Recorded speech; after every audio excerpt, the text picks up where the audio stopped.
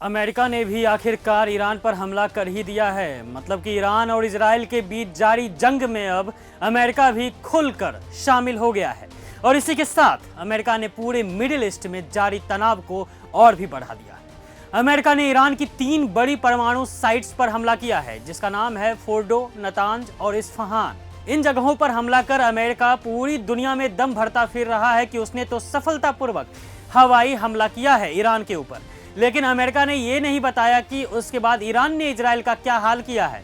अमेरिकी हमले के बाद ईरान ने इजराइल के 10 शहरों में मिसाइलों की बारिश कर दी है, जिससे इजराइल घबरा गया है। इजराइल के कई शहरों में इस समय लगातार सायरन की आवाजें सुनाई दे रही हैं।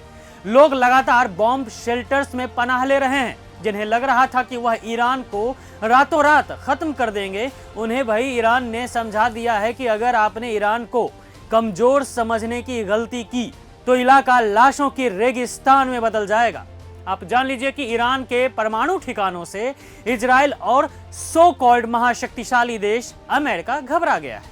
यही वजह है कि पहले इजराइल ने और बाद में अमेरिका ने ईरान पर हवाई हमले किए हैं, लेकिन दोनों ही देश ईरान के जवाबी कार्रवाई से डर के साए में हैं। हालांकि अमेरिकी हमले को लेकर ईरान का कहना है कि उसकी न्यूक्लियर साइट्स को कोई नुकसान नहीं हुआ है और नागरिकों को रेडिएशन का कोई खतरा भी नहीं है।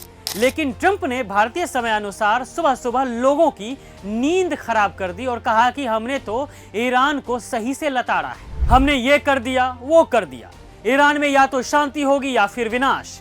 लेकिन आज अमेरिका से एक सवाल है कि विश्व की शांति कहां गई? जो शांति भारत पाकिस्तान के बीच चले संघर्ष के दौरान गायब हो गई थी। अमेरिका का कहना है कि ईरान पिछले 40 साल से अमेरिका के खिलाफ काम कर रहा है। बिन पेंदी के लोटे ट्रंप को लगता है कि अमेरिका ही दुनिया है। कोई भी देश उसकी आज्ञा के बिना परमाणु बम नहीं बना सकता है। कोई भी देश अपनी सुरक्षा के लिए कुछ काम नहीं कर सकता है।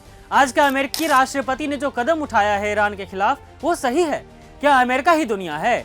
बाकी के देश सिर्फ अमेरिका के चमचे हैं क्या? अगर तनाव जारी भी था तो ईरान और इजराइल के बीच जारी था, तो अमेरिका खुद को क्या समझ रहा है? और सोचने वाली बात यह भी है कि जो चीन और रूस खुद को ईरान का दोस्त कहता है, वो भी पीछे हट गया है। आज रूस और चीन को क्या हो गया है? क्या ईरान आज इन दोनों का दोस्त नहीं रहा है? ये तो वही बात हो गई कि तुम लड़ो हम पीछे से हैं, और पीछे मुड़कर देखे तो जनाब ही गायब थे, भाग गए थे।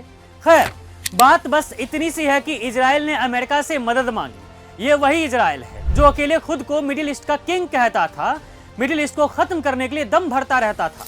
लेकिन आज हवा टाइट हो गई है और अमेरिकी सहारा उसे भी लेना पड़ा है। अमेरिका पहले भी ईरान को धमकाता रहा है कि तुम न्यूक्लियर बम नहीं बनाओगे और इजराइल के खिलाफ जंग नहीं छेड़ोगे। अगर बनाने की कोशिश की और इजराइल के खिलाफ जंग छेड़ने की कोशिश की तो उड़ा देंगे।